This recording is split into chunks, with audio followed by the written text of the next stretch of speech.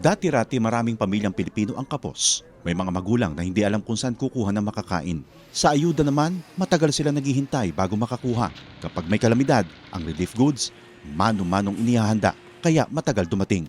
Ng ating walang gutom program. Kaya malinaw ang utos ni Pangulong Ferdinand Marcos Jr. Ilapit ang tulong, pabilisin ng serbisyo, siguraduhin may nakakain ang bawat pamilyang Pilipino. Direktiba ng ating Pangulo, siguraduhin dapat una wala ng pamilyang Pilipino na nagugutom para maging bahagi sila ng productive workforce. Nitong nakaraang linggo, personal na sinuri ng Pangulo ang pagpapatupad nito.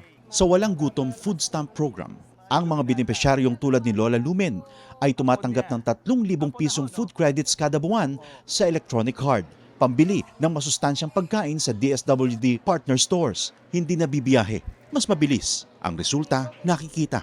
Mga masusustansyang pagkain ang agad na iuwi. Meron na ring balansyado na nutritional value ang binibigay, lalo na sa mga bata.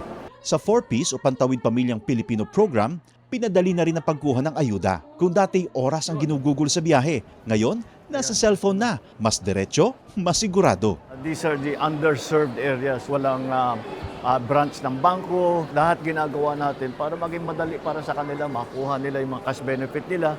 Sa oras naman ng sakuna, mas mabilis na rin ang responde dahil sa mas maayos sa paghahanda at mass production ng relief goods. Kung dati ilang araw ang hinihintay, ngayon sa loob na lang ng ilang oras na ipadadala na ang tulong.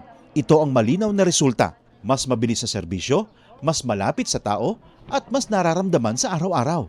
Sa buong bansa, tuloy-tuloy ang trabaho.